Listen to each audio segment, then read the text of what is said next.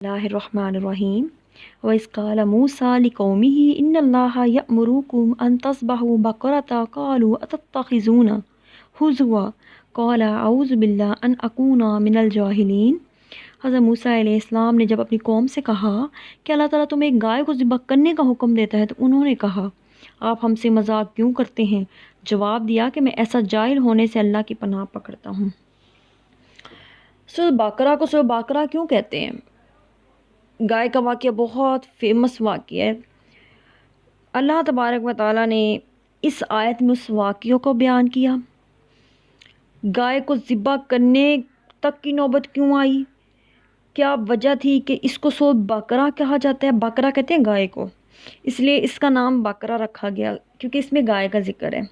آج اسی گائے کے ذکر کو ہم تھوڑا سا مطالعہ کریں گے کہ کیوں ہوا کہ گائے کو ذبح کرنا پڑا۔ بنی اسرائیل کا ایک شخص بڑا مالدار تونگر تھا، اس کے پاس کافی مال و دولت تھی، لیکن اس کی کوئی نرینہ اولاد نہ تھی۔ ایک بیٹی تھی، ایک بھتیجا تھا۔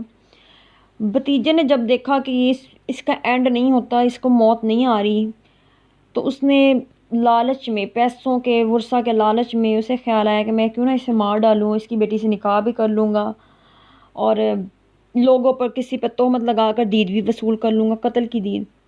مقتول کے مال کا بھی مالک بن جاؤں گا۔ اس شیطانی خیال میں وہ پختہ ہو گیا۔ ایک دن موقع پا کر اپنے چچا کو قتل کر ڈالا۔ بنی اسرائیل کے بھلے لوگ جو تھے نا، ان جھگڑوں بکیڑوں سے تنگ آ کر یکسو ہو کر ان سے الگ ایک اور شہر میں رہتے تھے۔ شام کو اپنے قلعے کا پھاٹک بند کر دیا کرتے تھے اور صبح کھولتے تھے۔ کسی مجرم کو اپنے ہاں گھسنے بھی نہیں دیتے تھے۔ اس بھتیجے نے اپنے چچا کی لاش کو لے جا کر اس قلعے کے پھاٹک کے سامنے ڈال دیا اور یہاں اپنے چچا کو ڈھونڈنے لگا۔ پھر ہائی دہائی مچانے شروع کر دی کہ میرے چچا کو کسی نے مار ڈالا۔ آخرکار ان قلعوں پر تہمت لگا کر ان سے دید کا روپیہ طلب کرنے لگا۔ انہوں نے اس قتل سے اور اس کے علم سے بالکل انکار کیا، لیکن اس نے الزام سارا ان پر ہی لگایا۔ یہ سارے اس چیز سے لوگ یہ سارے تنگ آ کر حضرت موسیٰ علیہ السلام کے پاس ہے اور واقعہ عرض کیا کہ یا رسول اللہ اس طرح ہوا ہے اور وہ ہم پر الزام لگا رہے ہیں۔ حضرت موسیٰ علیہ السلام نے اللہ سے دعا کی، اللہ تعالیٰ نے فوراً وحی نازل کی اور ان سے کہا کہ گائے کو ذبح کرو۔ انہوں نے کہا کہ اے اللہ کے نبی، کہاں قتل اور کہاں گائے کا آپ حکم دے رہے ہیں؟ کیا آپ ہم سے مذاق کرتے ہیں؟ جو اس آیت میں آیا نا، قالوا تتخذوہ ہزوا، تو حضرت موسیٰ علیہ السلام نے کہا اعوذ باللہ، یعنی میں مذاق اور جاہلوں کا کام نہیں ہے میرا، میں اللہ کی پناہ میں آتا ہوں۔ اب یہ لوگ جس سوال کرنے لگے وہ گائے کیسی ہوگی، کس طرح کی ہوگی، اس کا رنگ کیسا ہوگا۔ انہوں نے سوال کیے، سوال کے جواب میں پھر یہ تھا کہ اب وہ گائے کو ڈھونڈنا شروع ہو گئے نا، کہ سوالات کے اللہ تعالیٰ نے جواب بھی دیے کہ وہ چھوٹی عمر کی ہو، جوان ہو، کھیتوں میں ہل نہ جاتی ہو، اس طرح کے مطلب کہ پانی وغیرہ نہ پلایا ہو، ہر عیب سے پاک ہو، یک رنگی ہو، کوئی داغ، کوئی کسی قسم کا کوئی دھبا نہ ہو، زیادہ بڑی ایج کی نہ ہو۔ وہ گائے کو ڈھونڈنا شروع ہو گئے۔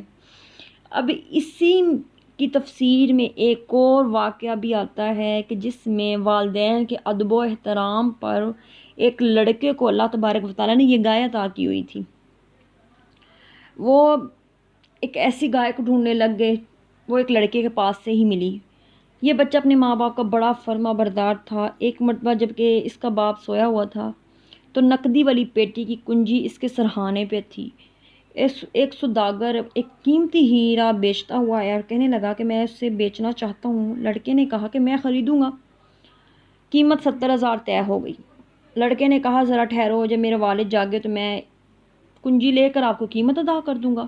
اس نے کہا کہ ابھی دے دو تو 10,000 کم کر دیتا ہوں۔ اس نے کہا نہیں حضرت، میں اپنے والد کو جگاؤں گا نہیں، تم اگر ٹھہرے جاؤ تو میں 70,000 کی بجائے 80,000 دوں گا۔ یوں ہی ادھر سے کمی اور ادھر سے زیادتی ہونا شروع ہوگی قیمت کی۔ مالک جو تھا وہ قیمت کم کرتا تھا، یہ لڑکا قیمت بڑھاتا گیا، یہاں تک کہ تاجر نے 30,000 قیمت کر دی اور اس لڑکے نے 1,00,000 تک کی قیمت لگا دی۔ اس کا باپ نہ اٹھا، سوداگر چلا گیا اپنا ہیرا واپس لے کر۔ باپ کی اس بزرگی کے احساس اور اس کے آرام و آرام پہنچانے کی کوشش کرنے اور اس کا ادب و احترام کرنے سے پروردگار نے اس لڑکے سے خوش ہو کر اسے ایک گائے عطا کی۔ بنی اسرائیل اس قسم کی گائے ڈھونڈنے نکلے، گائے اس کے پاس سے ملی۔ اس بنی اسرائیل کے لوگوں نے گائے کو لینے کا ارادہ کیا کہ آپ ہمیں یہ گائے دے دیں، اس کے بدلے ہم آپ کو 2 گائے دیں گے۔ اس لڑکے نے انکار کیا، 3 لے لے، 4 لے لے، چنانچہ 10 تک بات چلی گئی، پھر بھی اس نے انکار کیا۔ حضرت موسیٰ علیہ السلام کے پاس شکایت لے کر آئے کہ یہ ہمیں گائے نہیں دے رہا، جبکہ گائے اسی کے پاس ہے، اس طرح کی جس طرح کہ اللہ تعالیٰ نے نشانیاں بیان کی ہیں۔ حضرت موسیٰ علیہ السلام نے کہا جو مانگتے ہیں وہ دے دو۔ پھر اس لڑکے کو گائے کے وزن کے برابر سونا دیا گیا، تب اس نے اپنی گائے بیچی۔ یہ برکت اللہ نے ماں باپ کی خدمت کی وجہ سے اسے عطا فرمائی، جبکہ یہ بہت محتاج تھا۔ اس کے والد کا انتقال ہو گیا تھا اور اس کی بیوہ ماں غربت اور تنگی کے دن بسر کر رہی تھی۔ غرض اب یہ گائے خرید لی گئی اور اسے ذبح کیا گیا اور اس کے جسم کا ایک ٹکڑا لے کر مقتول کے جسم سے لگایا گیا تو اللہ تعالیٰ کی قدرت سے وہ مردہ جی اٹھا۔ اس سے پوچھا گیا کیا تمہیں کس نے قتل کیا؟ اس نے کہا کہ میرے بھتیجے نے مجھے قتل کیا، میرے مال لینا چاہا اور میری لڑکی سے نکاح کرنا چاہا۔ اس نے یہ کہہ کر مردہ، ظاہر ہے وہ جو زندہ ہوا تھا وہ دوبارہ پھر مردہ ہو گیا۔ یہ اللہ تبارک و تعالیٰ نے اس طرح اس چیز کو واضح کیا کہ وہ اس کے لیے کوئی چیز ناممکن نہیں ہے۔ اس میں ایک اور بھی بات آتی ہے کہ وہ مردہ سے زندہ بھی کر سکتے ہیں، زندہ سے مردہ بھی کر سکتے ہیں۔ یہ ایک واقعہ جو بڑا مشہور سورۃ بقرہ، اس لیے اسی سورۃ بقرہ کہتے ہیں کہ اس میں سب سے پہلے تو گائے کا ذکر ہے، بقرہ کہتے ہیں گائے کو۔